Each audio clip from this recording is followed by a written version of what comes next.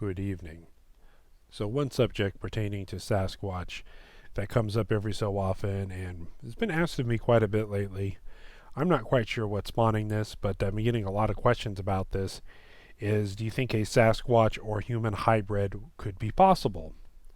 Now, there's a lot of caveats to this, and there's a lot of ideas and brainstorming and anecdotal stories out there. But I also wanted to get out of the way first off. I am not a scientist. I do not have a college degree in this. I am not a biologist or have a genetics degree or anything like that. Uh, I do have a little bit of knowledge, probably more than the average person, about great apes and anthropology because I do take an interest in it, and I did take some anthropology classes. My mother has a degree in anthropology, and I've read some books and some works, but I would still consider myself pretty much a lay person on this subject. And also, when it comes to genetics and how it works, I did do a little research, and I'll share with you guys what I found and bounce a few ideas off of you and let you know what I think. And first off, I think we got to get out of the way that if you, in a laboratory, taking genetic material, splicing DNA, copying the building blocks and chromosomes, I think that's very different than things mating naturally can crossbreed. Grizzly bears and polar bears can crossbreed. They do it.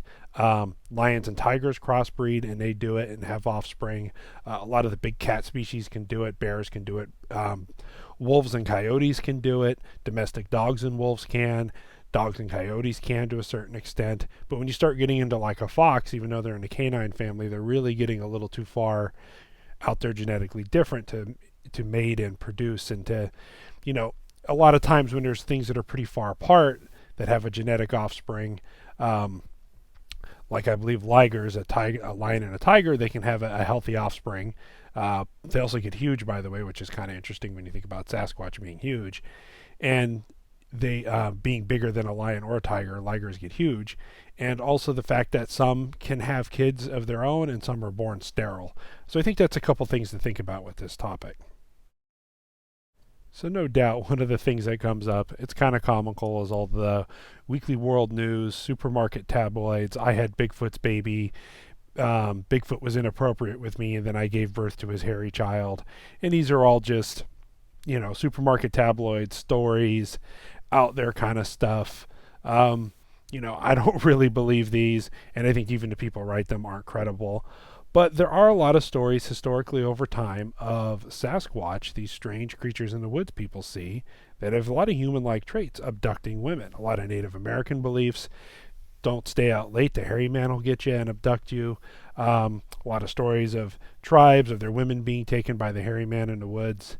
And also, as we've discussed on this channel before, people describe some very different things with Bigfoot. Some that look very big and apish, like a giant overgrown gorilla, and some that have a very human face to them. And some that look more chimpanzee-ish, some that don't look anything like each other than they're big and hairy. So maybe some breeds or species of Sasquatch are closer to humans, and this is more likely. Why they abduct people could be for food, could be for attempted reproduction, it could be for companionship. I mean, you got to take a look. Why do we take kittens and puppies away from their mom? For companionship. Who knows what the motive of a Sasquatch is, but there tends to be a lot of depictions of them and a lot of stories abducting women, taking women in the woods, that kind of stuff. And we'll leave the gory details aside because I think we can all imagine what we're talking about here and why some of the reasons they would abduct women and take them into the woods. And also, you got to understand in Sasquatch hierarchy, a mother might have 3 or 4 kids, but there's a limited amount of, might have a bunch of boys. There's a limited amount of females. When they get older, the Sasquatch family clan, it seems that they tend to kick the younger males out and have to go find their way. And who knows? There's also been reports, unsubstantiated reports all over the world, China, Russia, of half-breed humans and half Sasquatch people. Here's a picture of one, reported half-breed of a Chinese Yeren, or the Bigfoot, so to speak, or the Almasty if you're in Russia, or the Yeti, and kind of one of those terms, but basically the Eurasian or Asian Bigfoot type of a thing. And most of these people, when they do a genetic study, they find out that they just have some throwback traits and they're indeed very human. when we look at our modern ape species, there are, claims of uh, chimpanzee and human hybrids, chimpanzees being our closest living relatives to us and part of the great ape family. This 98.8 or 98.6 or 98.7, depends on your source, of their DNA is the same as ours. And you think about it, they have 2 ears, 2 eyes, 2 nose, general proportions, 5 fingers.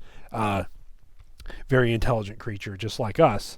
So there are a lot of strange reports, and I do think a lot of this stuff is they would find an abnormal chimpanzee that had a very striking, because they can have variance from face to face, maybe possibly shaving or some kind of genetic misalignment there that makes them have a human-like face, and then people report, oh yeah, this is half human, half ape hybrids. Also, yes, I am aware that the Germans and also the Russians tried to make super soldier programs using the great ape species, and they didn't have very much success, but it is certainly a very creepy prospect to think about. But as far as I'm aware, a mountain gorilla or a chimpanzee or a bonobo or a orangutan is too genetically diverse for someone to mate either a male human or a female human to intermate with the opposite sex of the species and have a viable outcome. That's not to say that in a genetic lab, and there have been reports of this, very creepy, by the way, some of these photos. I think, personally, I think chimpanzees are kind of creepy anyway, but, less body hair, extra muscular, a little bit more of a human-like face, and it's certainly very striking, very creepy.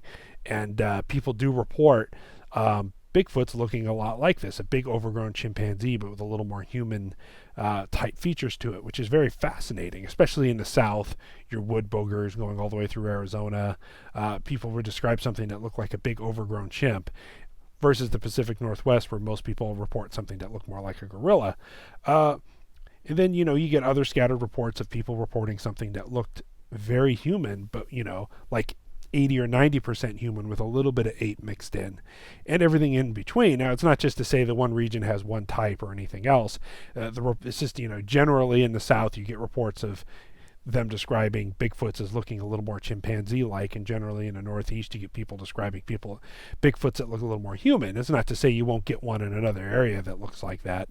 But yeah, is it possible? Is Bigfoot closer to us genetically than a chimpanzee or the other great apes? I would say so. The fact that they walk upright, the fact that they tend to have more of a hooded nose, based on their physical appearance alone, we can guess that they have a lot of very close ties to us and their physicality.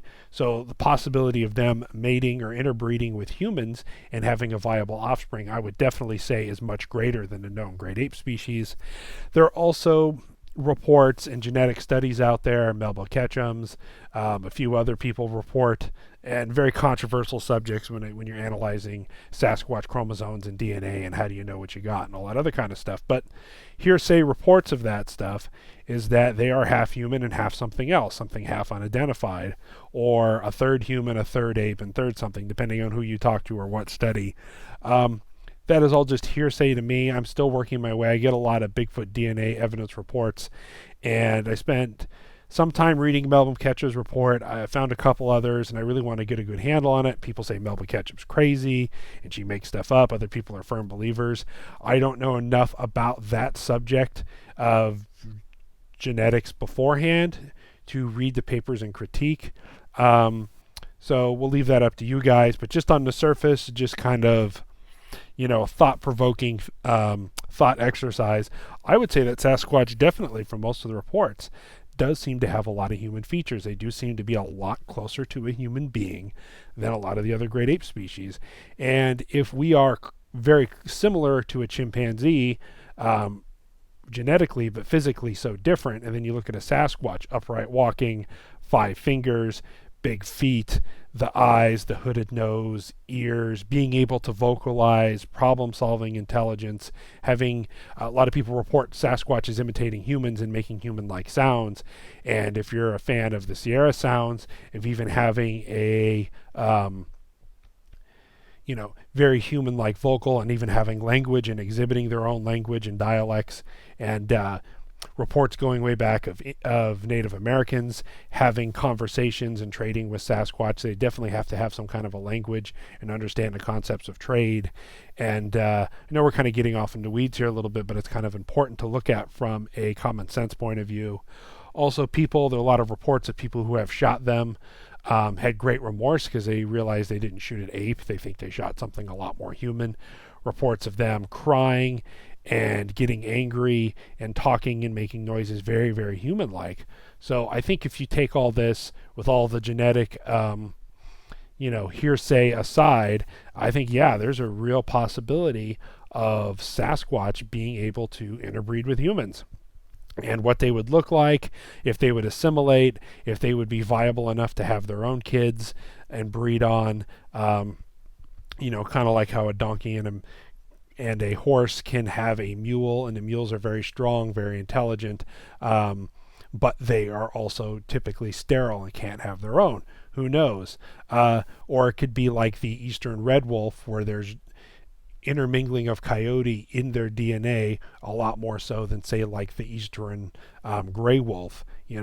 So there's a lot of stuff to think about here. Let me know what you guys think in the comment, and let's keep it PG rated in the comments, because there's a lot of different directions we could go with this. And if you like what you see, please hit the subscribe button and hit the notification bell right next to it, and please give the video a thumbs up. Thank you very much, and stay safe in the woods, folks.